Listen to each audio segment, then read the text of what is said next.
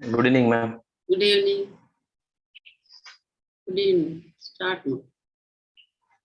Here is a male patient, age around 56, is from Bengaluru, 4th standard formal education. His occupation is coolie. Informant is self-concerned and it is reliable. Date of admission is on 25th of June and date of examination on 28th of June. Handedness is right-handed. He presented with chief complaints of difficulty in swallowing since 12 weeks, weakness of both upper limbs since 8 weeks, weakness of both lower limbs since 6 weeks. History of presenting illness. Patient was apparently normal 12 weeks back. Then he noticed difficulty in swallowing. He describes that he can able to chew the food, can make chew the food by side to side movement of the jaw, can able to push the food backwards without cough or nasal regurgitation, following which when he tries to swallow, he felt as bolus of food stuck in mid-throat. To make it swallow, he has to drink water for every bolus of food. Over 2 to 4 weeks, gradually it has progressed that he could not able to drink water. He denies any accumulation of food in the gutter within the oral cavity, leakage from the angle of mouth, and dysphagia is not associated with nausea, vomiting, halitosis. After 4 weeks, he started noticing weakness in bilateral upper limb. As a routine work, when he tried to feed the cow, while he tried to put a bucket of water over his head, he could not able to do so. However, he can able to hold the bucket handle. He also noticed difficulty in taking bath because he could not able to take bath to his head, not able to put shampoo to his head while taking bath. At that point of time, patient can able to mix the food, tear the chapati into pieces, but not able to take the food into mouth because of weakness. 1 second, ma'am.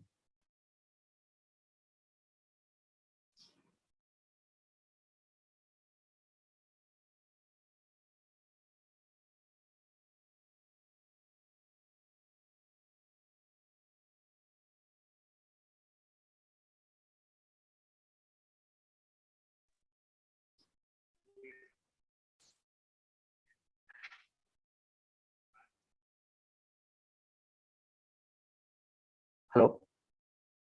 Yes. Not coming slides here.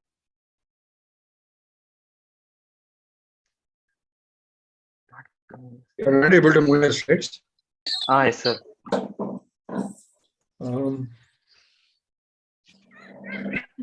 Maybe you can close and again. I think you can try now. Okay, sir. 1 second, sir. Yes, sir. I can able.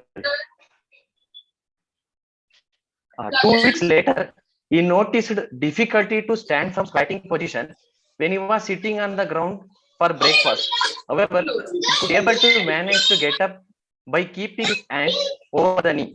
After getting up from squatting, he denies any difficulty in walking. Weakness is associated with dull aching type of pain. Later, he noticed difficulty in climbing upstairs. He describes that he could not able to lift the leg for which he uses his hand to do so. 1 week later, his weakness progressed that he started taking 1% support to stand from squatting position. Following which, when he tried to walk for 50 to 100 meters, he noticed buckling of knees. At this point of time, he denies history of any difficulty to wear the slipper or any slippage of slipper while walking. There is no history of diurnal variation of weakness, no cramps or twitching of muscles. Currently, patient could not able to roll over in the bed and dependent on caregiver for all routine activities. There is history of neck bending to back when he tries to extend the neck. There is history of weight loss with reduced appetite since 2 months. Patient also noticed thinning of muscles in the upper arm and thigh muscles, and there is loosening of cloths. There is no history of altered sensorium or forgetfulness. No history suggestive of cranial nerve involvement. No history of band-like sensation in the trunk. No history of stiffness of limbs. There is no history of sensory symptoms. No history of any bowel or bladder disturbances. no history of rash, arthralgia. There is no history of skin lesions over the hands, shoulder, or eyelid. No history of photosensitivity or Raynaud's phenomena. Past history, there is no history of hypertension, type 2 diabetes, bronchial asthma, tuberculosis in the past. Family history, there is no similar complaint in the family. Personal history, diet mixed, sleep sound, appetite is reduced, bowel and bladder habits are regular. Is a chronic smoker, smokes 1 pack BD per day since 40 years. Treatment history, following admission, patient was started on IV injection and physiotherapy. However, there is no improvement in weakness. Activities of daily living, patient is not able to sit from supine position and is bedbound, dependent on his wife or son for all his routine activities. Summary, here is a 56-year-old male, known smoker, presented with subacute onset progressive quadriparesis, upper limb followed by lower limb, predominantly proximal muscle weakness with thinning of proximal muscles, and dysphagia, probably at esophageal phase without any sensory, bladder, bowel, or autonomic involvement. I would like to consider myopathy as my first differential diagnosis, and I would like to consider motor neuron disease in second preference. This onset to peak is how many months from the beginning to maximum disability? Around 2 weeks, 2 months. 2 months. Okay, so now we will analyze, then we will try to. Okay, so first you told that the illness started as a swallowing difficulty. This appetite loss preceded that or it came after that? I mean, he's telling, since before 4 months he's having appetite loss. Appetite loss. Okay. So swallowing difficulty in a 56-year-old person, no? Yes, 58 year, man. 58. As you rightly told, apparently you told his oral face is all right. He could chew and Yes, the food is not remaining in the gutters. He can push it backwards. He is not coughing while swallowing. Yes, that and all you told. So that means the oral face and pharyngeal face is all right at the LMN level. Is involved at the UMN level? That is the next question. So in the UMN level, because you have also told differential is M&D. Of course, I will not come into that now. If it is the UMN level and the LMN level, you have to slightly differentiate. UMN level, the speech will be spastic, whereas LMN level, speech will be flaccid. If it is the oral face or pharyngeal face, depending on the muscle that is involved, the type of speech will help you to differentiate LMN or UMN. If it is LMN, the flaccid speech will be labial, lingual, or guttural, or mixed.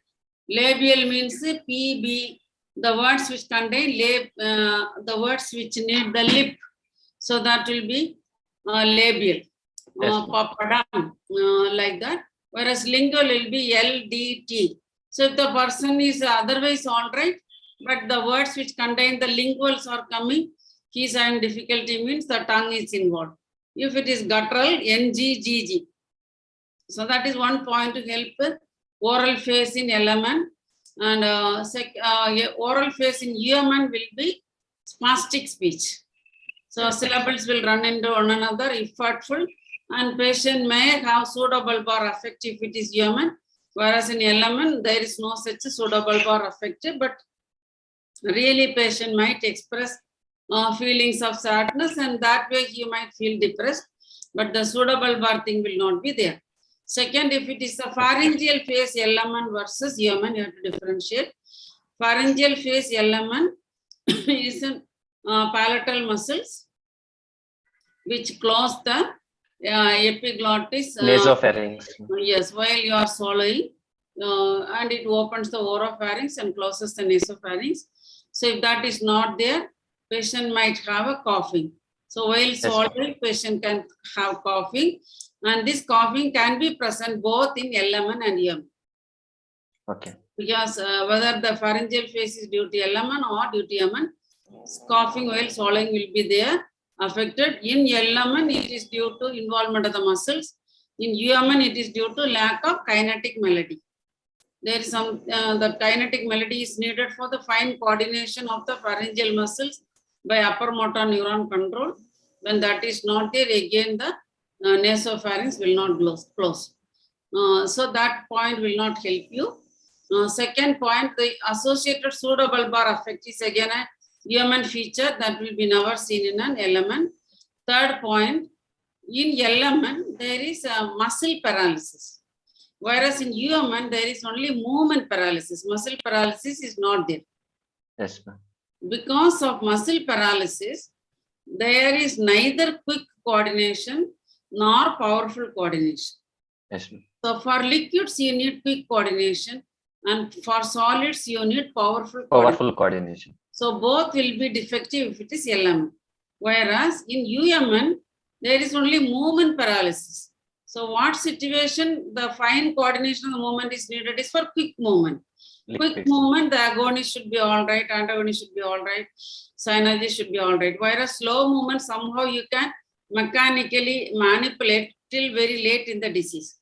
So if it is UMN type of pharyngeal phase, there will be initial liquids. Liquids which need quick coordination will be more affected than the solids. Then involvement of the nasal tank doesn't help you. It is like coughing. It will be affected both in LMN and UMN. Then you examine the gag reflex. In LMN, the gag will be depressed or absent, whereas in UMN, the gag will be brisk. Yes. So these are the points to differentiate pharyngeal phase, LMN and UMN. That is the coughing and the nasal tang will be present in both.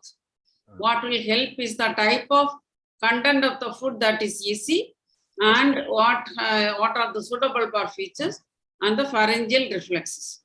Okay. Then you come to the esophageal phase. Esophageal phase, there is a upper motor neuron coordination is there, and but that component is not very often dominant.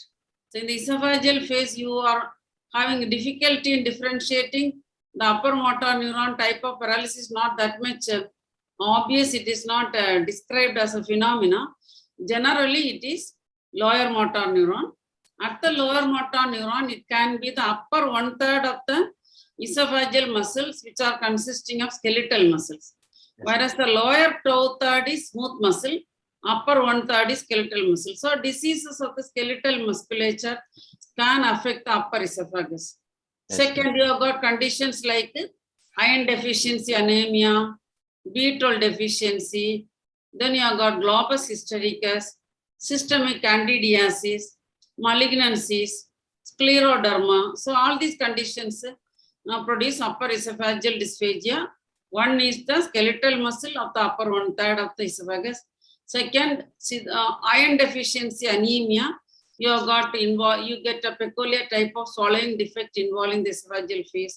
Same thing can happen with the macrocytic anemia. We call it as the sideropenic dysphagia, Plummer-Vinson syndrome. These are described. Then you have got the globus hystericus, psychogenic also. Apparently looks without no coughing. Patient might look like an esophageal phase dysphagia. Then the fourth condition is scleroderma. So scleroderma also involves esophageal motility. So they can have esophageal phase dysphagia. Next, a heavy smoker, whether he is having HIV, something we don't know. So candidal infections. Candidal esophagitis will produce a odinophagia, painful swallowing defect. Then you can have infiltrating lesions like malignancy of the esophagus, CA esophagus. That will also produce. So how does it manifest? The food becomes stuck in the pressed by esophagus. There is another condition called pressed by esophagus, which is the swallowing difficulty of old age. Yes, that is because of the fine coordination of the esophageal movement is lost, like presbyopia, presbyacusis. You get presbyesophagus also, but not at 58. Usually comes in the 7th decade or after. At that time, generally, initial phase, you will think what is happening. They will have difficulty in swallowing solids because liquids might seep through. Solids need to be pushed powerful with power. coordination. Yes, And there is a co-contraction. So instead of the sinusoidal movement in the esophagus, there is loss of sinusoidal movement, and it might contract and relax slowly at its own pace without that sinusoidal component. So food will not be pushed down. So what people do? They take water yes, ma'am. and push it down. So that is presbyesophagus. In your patient, he did not have any painful swallowing difficulty, but he had swallowing difficulty. Initially, he has to push it with water, I think, no? Yes, He ma'am. felt stuck in the mid-throat. That's a typical esophageal phase. So it could be any of all these, because Okay. he's having loss of appetite preceding this. Whether he had a CA esophagus, we don't know. So that possibility we have to heavy smoker. Smoking is not just associated with lung cancer. It is also associated Esophageal cancer. with bladder, esophagus. All this can be affected with smoking. So whether he developed esophageal malignancy, we do not know. So all these differential diagnosis remains. Because scleroderma and all not in this age group, little more younger age. Younger and female in one. Yes. More common. So, Middle age. Yes. So this he is too young for presbyesophagus and too old for scleroderma. Yes. B12 deficiency, of course, we cannot say no. Iron deficiency, we cannot say no. And because of the preceding loss of appetite, I would like to rule out anyway esophageal malignancy in this patient. If he has come to me before any neurology has happened, and even if he has come after the neurology has happened, we would like to rule out a esophageal infiltrating pathology. Okay. So correct, you are right in saying that there is an esophageal phase dysphagia. Yes, and onset peak of this illness is very fast. It is 2 months. Yes, By 2 months, he has become fully bedbound. Bedbound and dependent on caregiver, ma'am. So started with esophagus. Second thing you told that he has difficulty in lifting the hand above the shoulder. Yes, What exactly was the difficulty? It is a distal, he could hold the bucket handle. Yes, ma'am. So it is a painless difficulty in lifting the hand above the shoulder. So it is not due to the, not likely to be due to the bones, joints, or the nerve roots, which are less likely. Because when you lift weight, you can have radicular pains. People who are doing, you said he's a poorly person. So he had a root pain due to degenerative disease. Cervical degeneration. Or any metastatic problem, we don't know. But the root pain was not there. Second, did he have any mechanical restriction of the joint like arthritis, periarthritis? It is not the cause because it was painless and mechanical limitation was probably not there. He found that he could not lift the bucket above, but the hand movement was not mechanically restricted. So probably it is at the level of the motor structures which help to lift the hand above the shoulder. Yes, ma'am. So what are they? If you want to say, first you need the, I'm sure you know all these things. It is the, I am just telling so that the small boys and girls who may be there will not lose their time. I'm sure you know all these things. Okay. So lifting, first part is supraspinatus. Second part is deltoid. Middle fibers of deltoid. Trapezius. So could he lift the first 30 degrees? Yes. So you can see whether all the muscles involved in abduction were involved or it is only some of them. That if the person says that the first 30 degrees I am able to lift my hand, but after that I have to support my hand with the other hand or somebody else have to support my hand, then it becomes the next part, that is the deltoid. Or if the whole range is affected, you may have to consider supraspinatus, deltoid, and trapezius. Yes.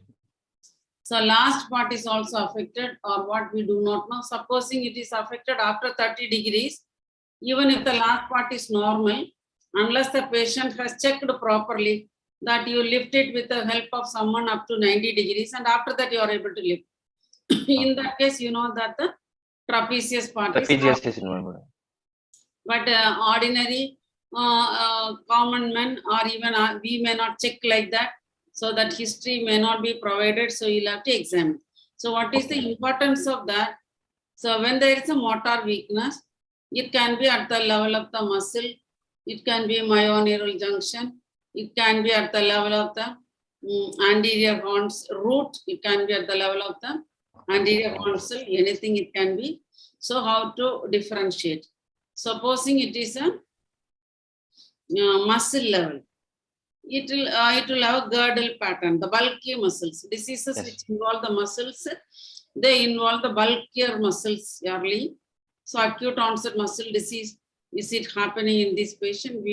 So there will not be any pattern like a root pattern or a nerve pattern, but the size and bulk of the muscle. Whereas the dystrophic muscle disease have got a cytoarchitecture based selectivity.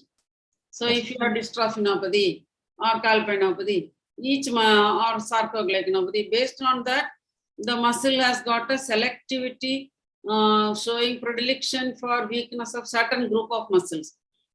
Whereas if it is a non-selective acquired muscle disease, not a dystrophic one, it affects the bulkier muscles. The thin muscles are generally involved very late.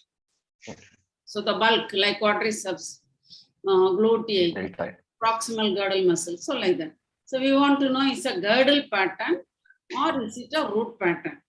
Okay. Or an anterior hornsel pattern, like that. You have got different patterns. So supposing it is abduction. If it is a root, supraspinatus is C5 root, deltoid is C5 root, but trapezius is not C5 root. So if it is a C5 radiculopathy, if it is a motor sensory radiculopathy, patient will have pain of radicular nature, coughing, sneezing, weightlifting produces a sharp pain along the outer aspect of the upper arm. That is a C5 dermatome. Deltoid lateral. Yes, and the muscles involved will be the muscles supplied by the C5 root. So what are all the muscles that are supplied by the C5 root? Even though patient might tell, I am having difficulty in lifting, when you examine, you might find supraspinatus. Series major, minor. Yes. So supraspinatus, infraspinatus, deltoid, subscapularis, and some degree it is biceps also. So C5 supplies supraspinatus, infraspinatus, deltoid, subscapularis, and biceps. So all these muscles show some degree of weakness, and there is associated root pain. Sensory. Examine, you find sensory impairment over the C5 dermatome, and you find that the biceps jerk is depressed. Then you know my patient is having a C5 radiculopathy.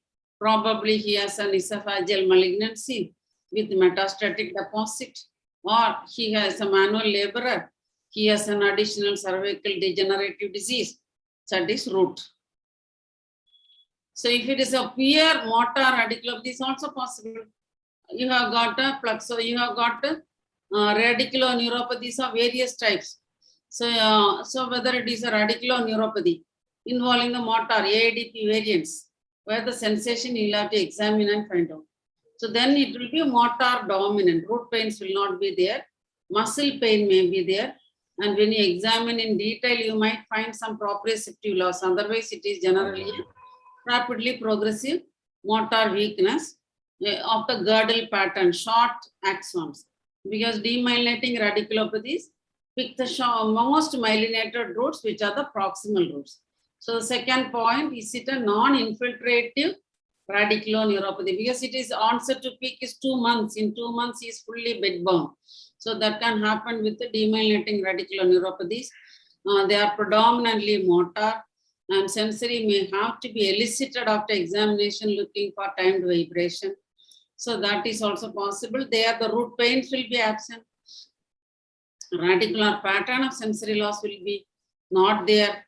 Areflexia will be there, and there will be the short roots pattern. That is a proximal. It will look like a muscle disease. It will be a proximal more than distal weakness. That is a second kind of demyelinating radiculopathy. So third, is it a pluxopathy? So then you will have the plexus type of pain.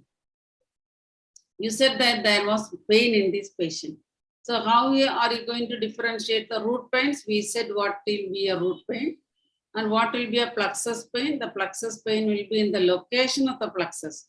So it will be looking like a chest pain or a pleuritic pain on the side of involvement. And the pain will radiate through nerves, not roots. So brachial plexus means the pain might radiate through the supply of ulnar nerve or medial nerve or radial nerve, one axillary nerve. So one of the nerves. So it will radiate along nerves, not roots. So the pain will be in the location of the plexus and radiate along the roots. And again, it is motor dominant. For some strange reason, most of the demyelinating plexopathies are motor dominant. Even though they have pain, sensory will be very little when you examine. Mainly it is motor dominant. So that is the third cause. And the fourth cause, whether it is at the level of the myoneural junction, patient had swallowing difficulty and patient had proximal limb weakness.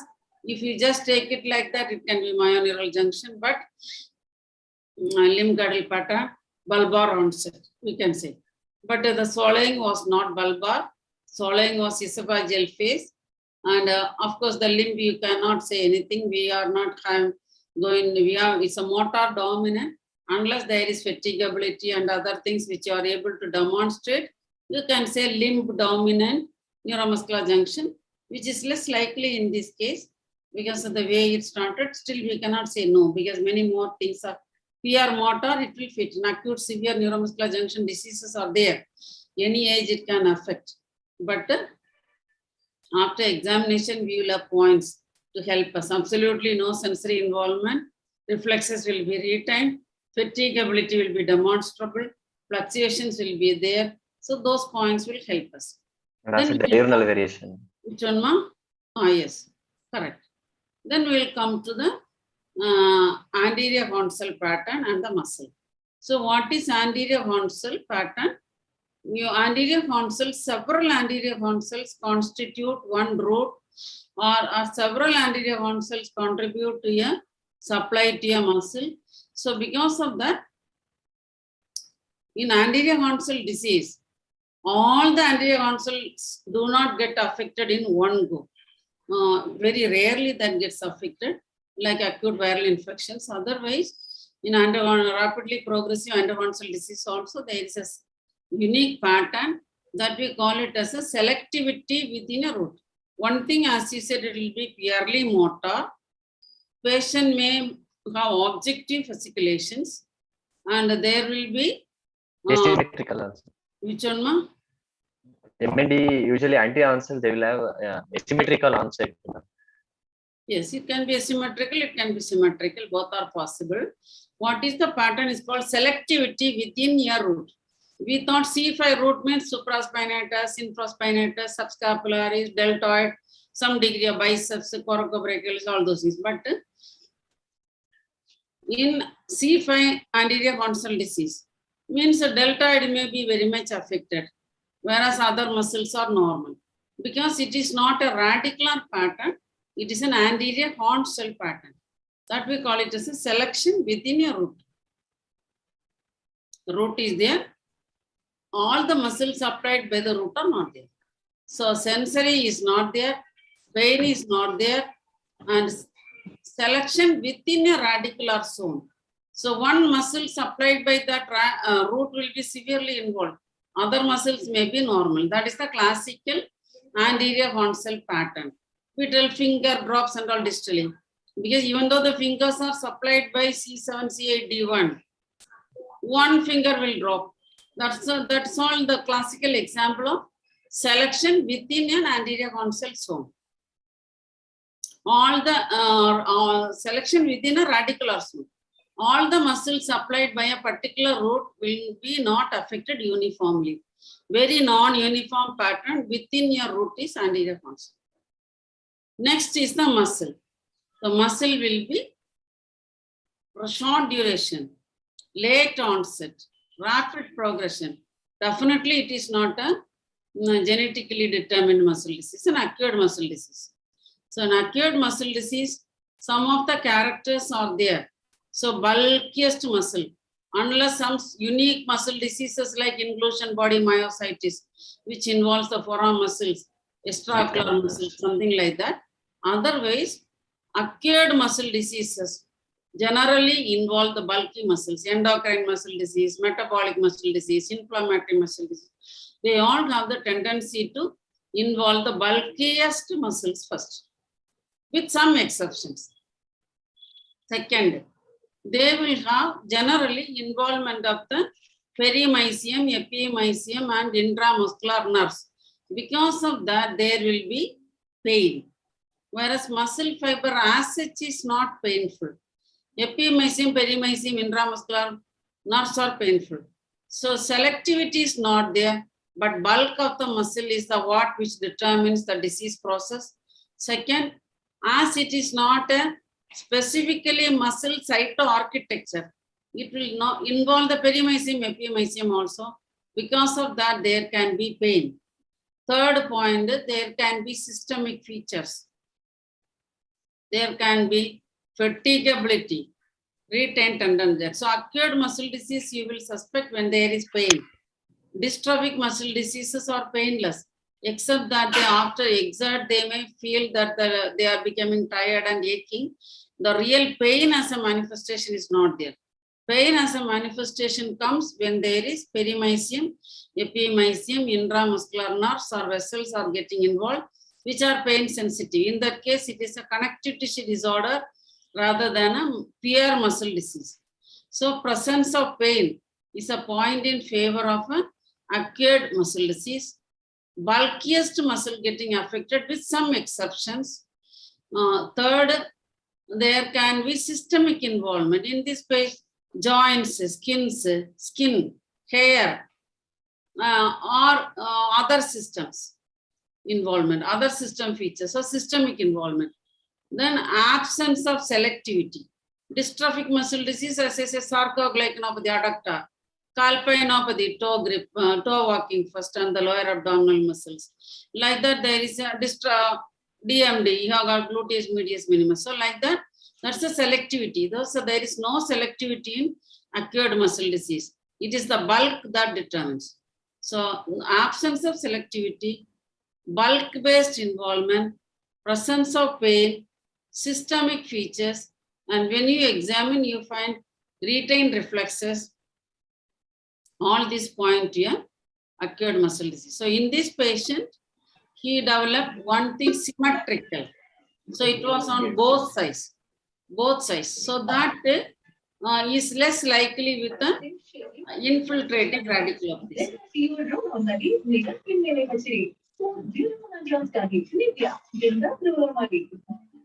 Generally, radiculopathies are asymmetrical.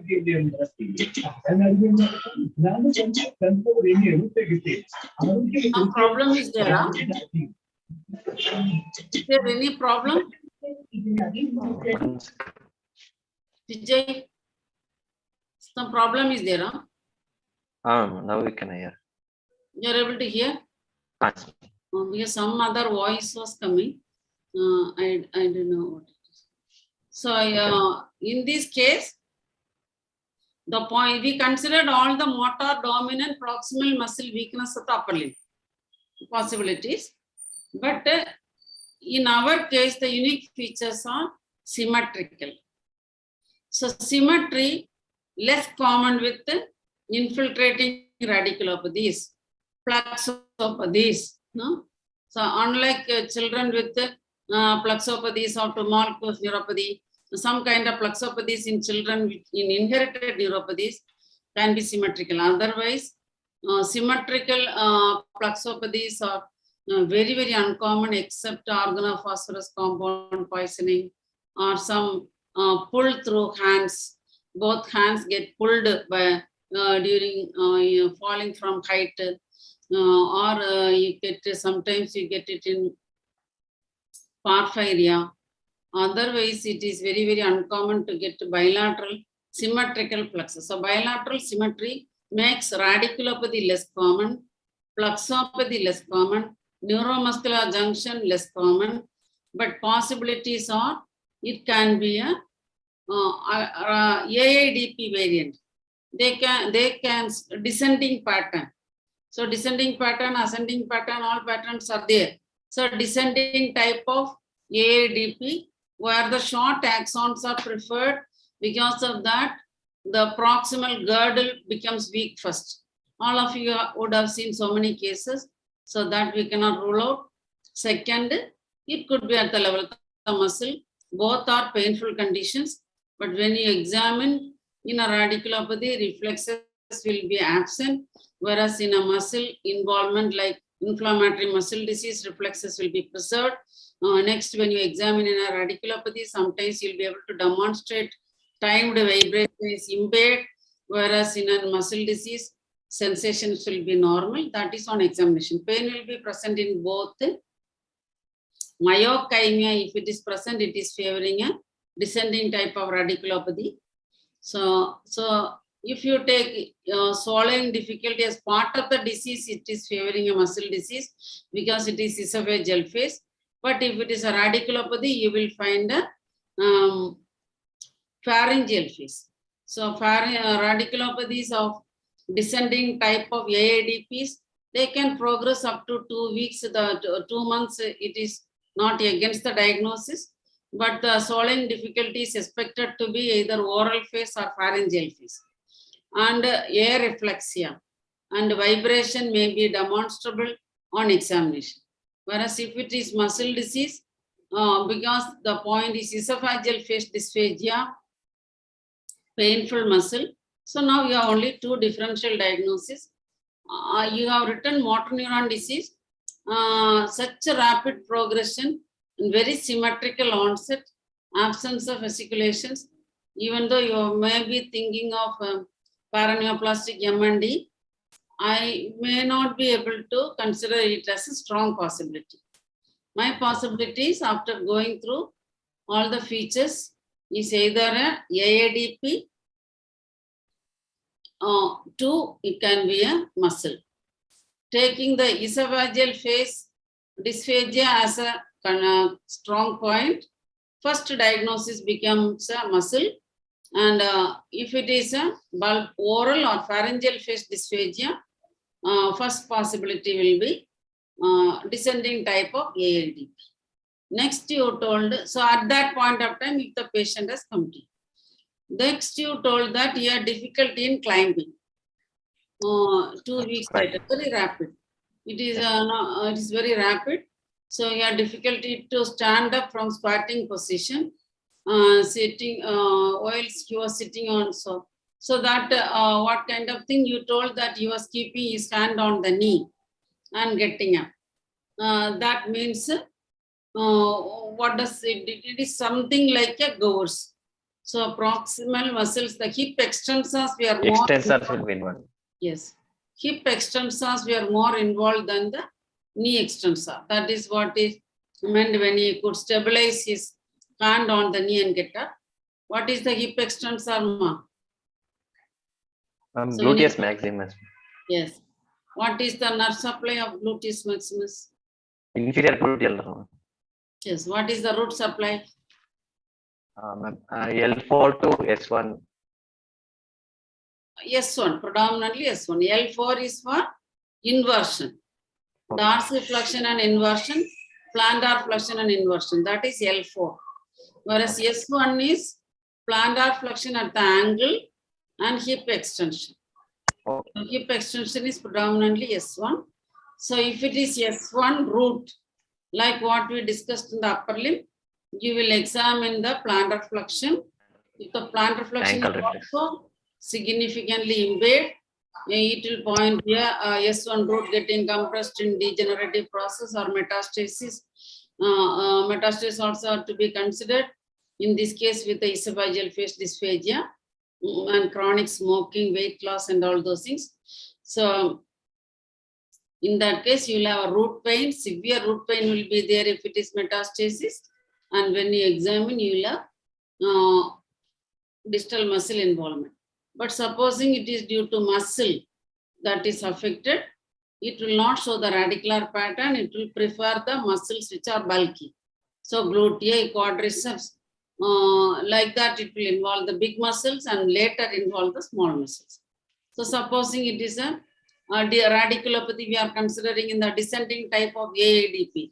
In that case, again, all the girdle pattern, because short axons. What is involved in AADP is the short roots. So short roots have more myelin because it is a demyelinating condition.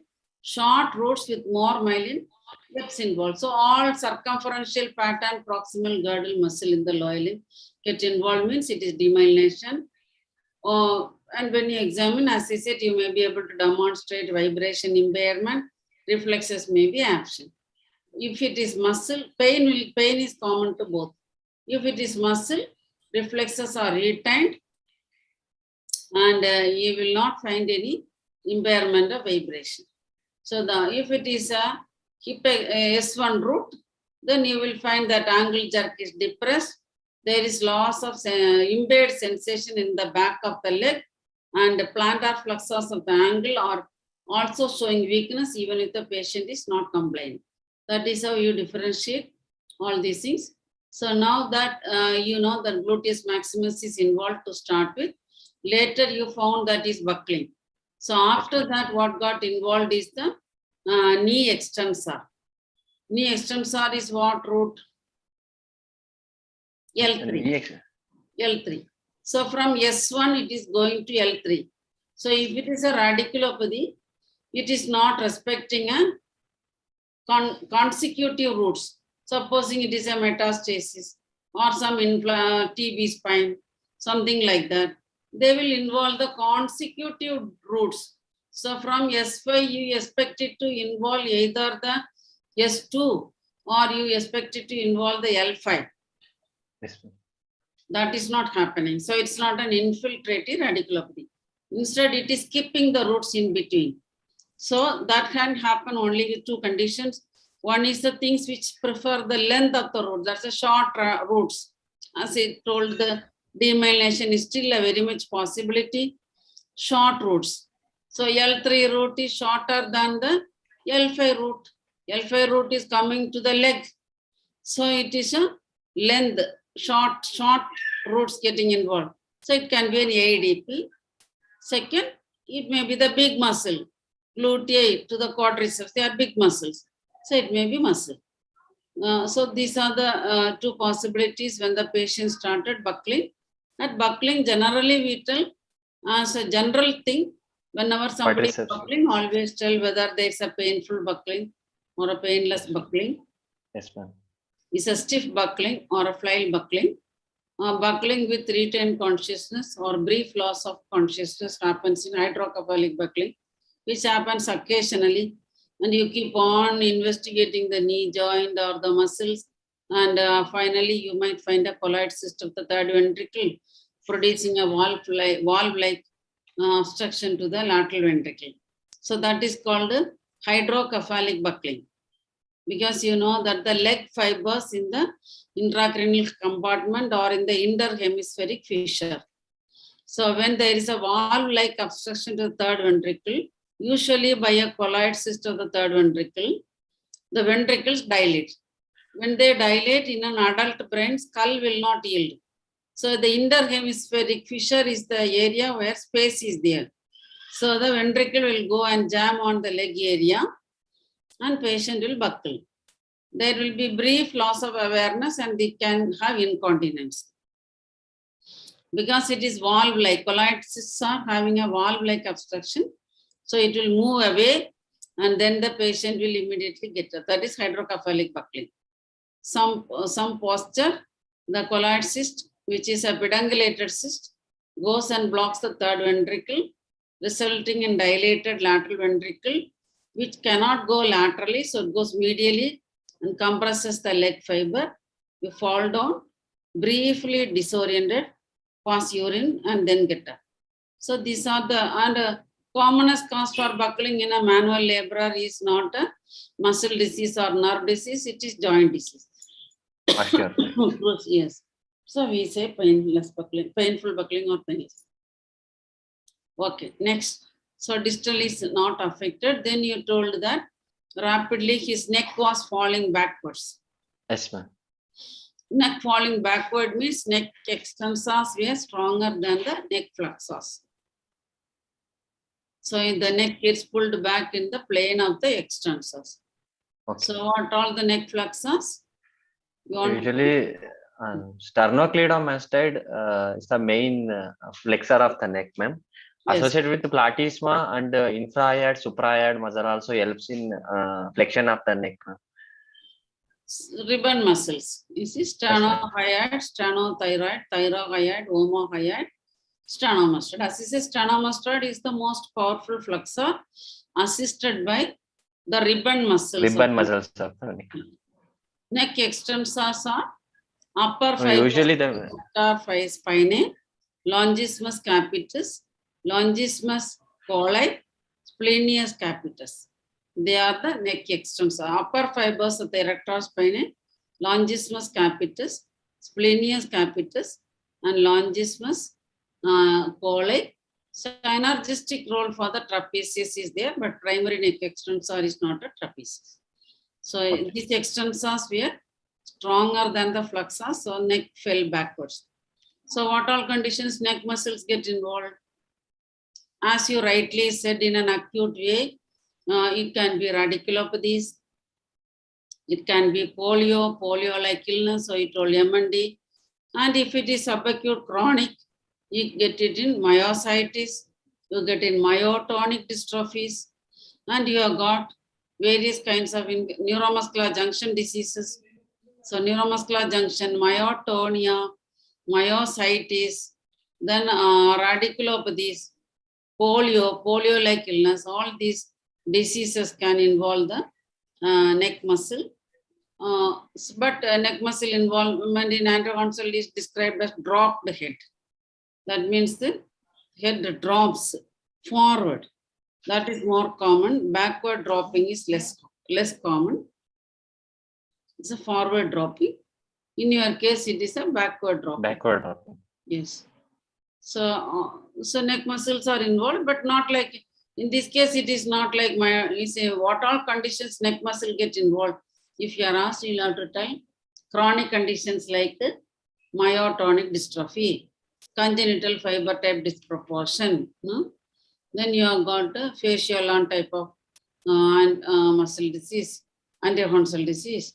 Then you have got MND, you have got short duration, you can get it in radiculopathies, you get it in myositis. So these are the possibilities. So it's the only thing, anatomy you have to tell, it's a rapid onset, flexors more than extensors. Okay, next one. So next, trunk muscles. After that, he is unable to turn in the trunk. At this point, you can tell that turning to the left side means it is the right side muscles. Turning to the right side means left-sided muscles. It will be the oblique muscles and the transversalis. External oblique, internal oblique, and transversalis of the right side will turn into the left side. Synergistic effect is there for the paraspinal muscles. So these muscles were involved on both sides. So very rapidly, patient could not turn around in the bed. So at the time, at the end of history, here is a patient who has got esophageal phase dysphagia, followed by limb girdle pattern. It is not showing a root pattern. It is not showing any selectivity.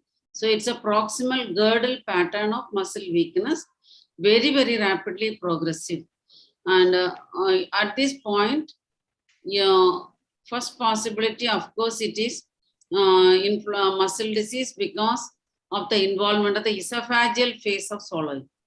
But I would still like to keep as a very strong possibility radiculopathies, which can descending type of radiculopathy, which can be complicating an esophageal neoplasm or infective or whatever process is involved in the esophagus. Those are my first possibility is when you use the term myopathy, acquired conditions. So myopathy is not acquired condition. Myopathy is any progressive muscle disease of no character. You are not made a diagnosis. You do not know whether it is a myotonia, Is it a dystrophy or is it a metabolic or endocrine? It's a blanket term. So I don't think you will have to call it as a myopathy because it is painful. So you can say you thought of a acquired muscle disease. No need to tell myopathy. Myopathy may be metabolic, endocrine, electrolyte imbalance, hypokalemia. No? So many non-specific conditions, drugs, toxins. All this will be myopathy. No need to say that. So you can say that my patient has got involvement of girdle pattern of muscle weakness. Descending, started in the upper limb first and then came to the lower limb and then involved the neck muscles and all other muscles got very rapidly involved. So it can be a descending type of AIDP, very well described. Only point is it is not the oral or the pharyngeal phase swallowing, but it's esophageal phase swallowing. Then you can say that maybe an esophageal phase swallowing may be an AIDP-like syndrome can complicate systemic malignancies. So it can be like that, whether he has an esophageal malignancy with a AIDP-like presentation complicating systemic malignancy. Second, whether it is a girdle pattern, descending pattern, painful muscles, whether it is a muscle disease with neck muscle involvement, whether it is a muscle disease of inflammatory nature, where because of the upper esophageal muscles are skeletal muscle, inflammatory muscle diseases have the tendency to involve the swallowing, esophageal phase swallowing and the neck muscles with painful weakness of muscles. These will be the two major differential diagnoses. Motor neuron disease, you want to call it as polio-like illnesses, like Epstein-Barr virus, Iko virus, which can present with the MND-like presentation in the adult. Another cause for MND-like presentation is recurrent hypoglycemia, uncontrolled diabetes, paraneoplastic syndromes. But here you don't have any selectivity within a radicular zone. You are not having any fasciculations, you are not having any tremors. I feel that, and it is so symmetrical. So I don't know whether this is to be considered. Strong possibilities for a rapidly progressive demyelinating radiculopathy or inflammatory muscle disease. Okay. On examination, what did you find? General physical examination. Is a middle-aged male, moderately built, poorly nourished, conscious, cooperative, and well-oriented to time, place, and person is cooperative. Vitals pulse is 90 beats per minute, regular, normal volume, and character. There is no radio-radial or radio-femoral delay, no thickness of vessel wall. All peripheral pulses are felt. BP is measured in supine position in left upper limb, and it is 110/70 mmHg. Respiratory rate is around 18 cycles per minute, and it is abdominothoracic type, and it is regular. Temperature is 98.2 degrees Fahrenheit. Skull is normal. Face is also normal. Eyes, there is no pallor, icterus, or any rashes. Oral cavity, hygienic. Neck vein, neck examination of neck, JVP is 5 centimeter. There is no lymphadenopathy. There is no external markers of malignancy, and there is no external markers of neurocutaneous syndromes. There is no other markers of atherosclerosis, no muscle tenderness. Higher mental functions, like all MMSE score is 27/30, ma'am, and it is normal. Cranial examination, ma'am. Olfactory, you can able to sense all type of smell, ma'am. Ophthalmic, visual acuity, both distant and near is normal. Visual field is normal when compared to the examiner. Color vision is normal. Pupils bilaterally equal and reactive. Light reflex, both direct and indirect, are present, ma'am. Accommodation reflex is present. 3, 4, and 6th cranial nerve. Extraocular movements, all extraocular movements are normal, binocular and uniocular. There is no ptosis or nystagmus. Trigeminal, ma'am. Motors like masseter and pterygoid, all muscles are normal, ma'am. Sensory, like for pain, touch, vibration, everything was normal. Jaw jerk is absent. Corneal and conjunctival reflex are present. Facial or examination, for frowning of eyebrows, normal. Closure of both eyelids tightly is normal. Blowing of cheek also normal. The clenching of teeth is also normal. Sensory examination, anterior 2/3 taste is normal. You can able to perceive sweet, salt, sour, and bitter. 8th nerve, cranial nerve examination, Rinne's test, Weber test, Rinne's test air. Find any abnormal cranial nerve other than when you come to the neck muscles, no? That Yes, neck muscle. Neck muscle, ma'am. Sternocleidomastoid bilaterally weak, ma'am. Power in motor examination, ma'am. Trapezius is also weak, ma'am. There is a squaring of the shoulder, and there is slight drooping of the shoulder is there, ma'am. There is no like loss of hump or any scapular prominence. I could not able to appreciate in this patient, ma'am. Nutrition examine, motor system examination. Various features of trapezius involvement you will look for. You told squaring of the shoulder, agreed. Drooping of the shoulder, agreed. That shoulder hump will be reduced, ma'am. Which one, ma'am? Shoulder hump will be reduced, ma'am. And there will be scapular hump. One is squaring of the shoulder. Second, drooping. There is something called scapular pump. If you stand in front of the patient and see the upper medial angle of the scapula, which is rotating and lifting a fold of skin, will look like a hump in the shoulder blade. So shoulder scapular hump will be present. Yes. Next, there will be winging with rotation. Yes, whereas serratus anterior produces winging without rotation. It will be shifted parallel to the spine in serratus anterior.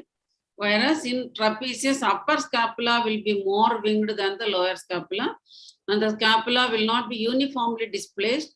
The upper scapula will be more displaced than the lower scapula. So that is winging with rotation. Then it will be the abduction that will bring up the winging more than the pushing forward. Yes, then the arm on that side will hang lower. And if you look at the nape of the muscle, you might find that the trapezius on that side is wasted. So these are the points. Okay. Arm bilateral it is 18 centimeter, forearm it is 17 centimeter, thigh muscle is 28 centimeter on the right side and 27 centimeter on the left side. Calf muscle is 21 centimeter bilaterally. Tone in upper limb and lower limb there is hypotonia. Power neck muscle, flexion it is 3/5, extension it's 1/5. Shoulder, ma'am, abduction and adduction it's 1/5. Internal rotation and external rotation is 1/5, and flexion and extension also 1/5. Elbow, for flexion it is 2/5 and extension it is 1/5 bilaterally. Wrist, flexion and extension is 4/5. Ulnar and radial deviation is 4/5. Hand grip is weak, ma'am. Examination of the hip, ma'am. Abduction and adduction is 1/5. Flexion and extension bilaterally it's 1/5. Knee flexion and extension is 2/5 bilaterally, both extension and flexion. Ankle, plantar flexion and dorsiflexion it's normal, ma'am, 5/5 bilaterally. Toe grip also normal, ma'am. Superficial reflexes, conjunctival, corneal, abdominal and plantar all are intact, ma'am. Plantar bilaterally flexor, ma'am. Deep tendon reflexes, biceps, triceps, supinator, knee, ankle, all are absent, ma'am. There is no deep tendon reflexes are absent.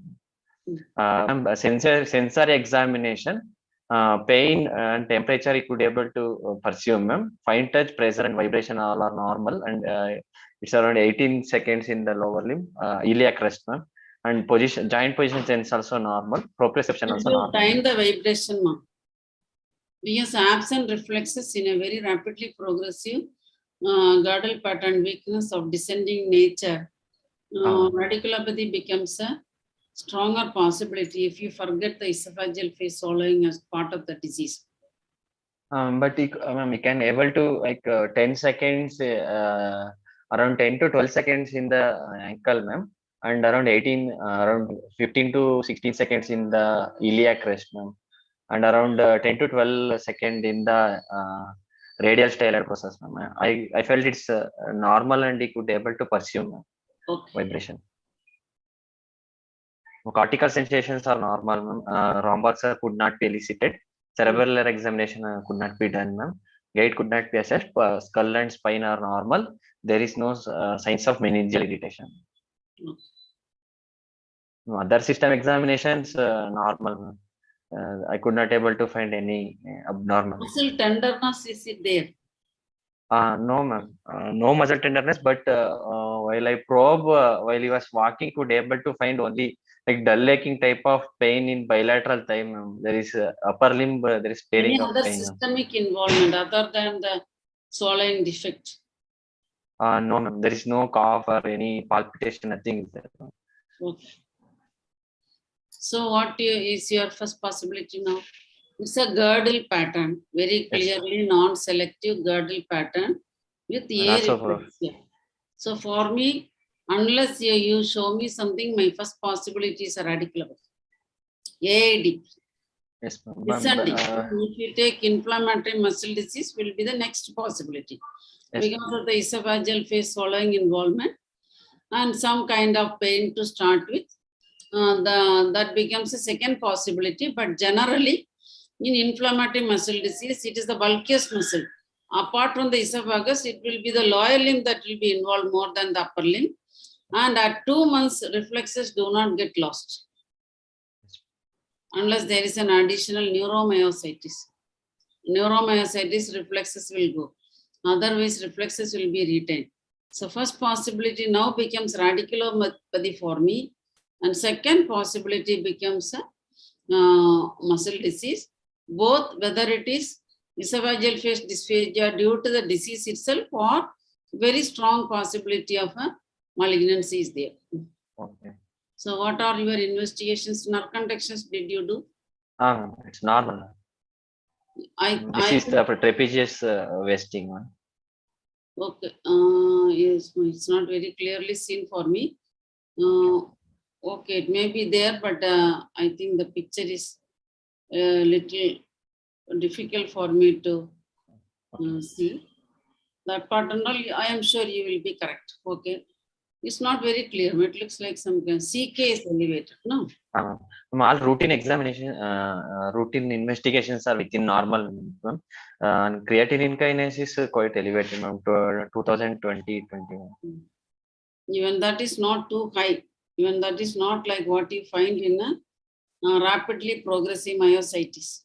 Okay. It will be in 10,000. Element may be involved. It may be neuromyositis. Okay. Because it will be very high in rapidly progressive inflammatory muscle disease, whether paraneoplastic or autoimmune, it will be very much higher than this. Okay. So it may be a nerve element may be involved. That's what I feel. What is the nerve conduction? You showed something. CMAP shows reduced amplitude in the right median ulnar with normal and radial right common nerve. So snaps normal. Okay. So electrophysiology is not suggesting a F latency is not done. Otherwise, apparently the nerves are normal. Yes. Still, there are some odd features. This moderately raised CPK, rapidly progressive disease of descending pattern, complete air reflexia. All this is very unusual. Yes, ma'am. Okay. Next one. This is the myositis profile you have done, ma'am, in this patient. And it came positive for myositis differentiation anti-associated protein 5 positive, ma'am. Okay. And also to rule out a malignancy, we have done PET MRI, whole body. That is also normal. We could not able to find any malignancy in esophagus or lungs. We have suspected like esophageal cancer. Endoscopy was done, no? Endoscopy not done, ma'am. It should be done. Okay. This panel will not be always positive. It is not 100% sensitive. Okay. So you should do the endoscopy. Okay, will do. Atypical features are there. This total air reflexia, borderline CK elevation is not very typical of the classical rapidly progressive inflammatory muscle disease. Very high elevation I am expecting. So unless the nerve is also involved, then you call it as a neuromyositis. Okay. Neuromyositis has a very strong association with malignancy. So you should do an endoscopy. Okay. You should do. It is a must for this. That may be one reason where your patient is not responding. If they are not responding to methylprednisolone, you can start cyclophosphamide, plasmapheresis. But always rule out a malignancy. If it is malignancy, they are poorly responsive to treatment. unless you treat the primary cause. Okay. Anyway, this is just a symptom evaluation, how to differentiate various neuroanatomical localization, that's all. Other things depends on your lab. I always tell you, when you make a diagnosis, there are hard signs, soft signs, and odd signs. Okay. In this patient, the odd signs are too rapid progression for a muscle disease. Too rapid progression, but the pain is not at all a dominant feature. That is an odd feature. Second, descending pattern, starting from the upper limb and coming down. Third is a total areflexia. Even though considering the esophageal phase dysphagia as a presenting feature, a neck muscle involvement, limb girdle pattern, you can consider inflammatory muscle disease, but that becomes with some odd features. The odd features being descending pattern, too rapid progression, very borderline elevation of CK, and total areflexia. Because in this case, you may be calling it as an at the end you do biopsy and something and you do endoscopy, you don't find anything. At that point of time, you may call it as an inflammatory muscle disease with atypical features. But when you should pick up this point so that you keep it in mind. And you keep on following up such patients for even 2 years, because the malignancy might not be detectable at this point of time. It might become evident within next 2 years. Because the neural element, I feel, is involved because of the areflexia, rapid progression, and CK is not that much. So weakness is not purely muscle, maybe the neural element is contributing. That may be the reason the CK elevation is very modest. So that is what I feel.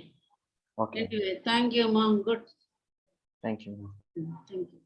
Always highlight the odd features. Okay. Odd features is the pain is not at all there, but full trunk, everything is involved. That is more common with the radical rather than muscle. Trunk involvement, yes, very severe truncal involvement in such a short period is favoring a radicular involvement with or without muscle involvement rather than pure muscle. Ma'am, if in for following, ma'am, if the patient is like once or twice, if he gets a nasal regurgitation, can it be possible in like myopathy or myositis to involve palatal muscles, ma'am, so that he's having pharyngeal phase involvement also? It is more common with the radiculopathies. Okay. Palatal involvement is more common with radiculopathy, but very occasional nasal regurgitation happens to all of us. Okay. So that may not be having significance unless it is consistent. Okay. Okay. Any questions, ma'am? Thank you. Thank you for taking your case. Thank you, ma'am. Thank you very much. Any questions? Always look for soft signs, hard signs, and odd signs. In a given case, even if it is not helping, it will improve your clinical acumen. You'll be very shrewd in picking up features. So odd signs always you should pick up. Ma'am, in this case, ma'am, the patient gives history that when he tries to like slightly extend the neck, ma'am, there is backward fall of the neck, ma'am.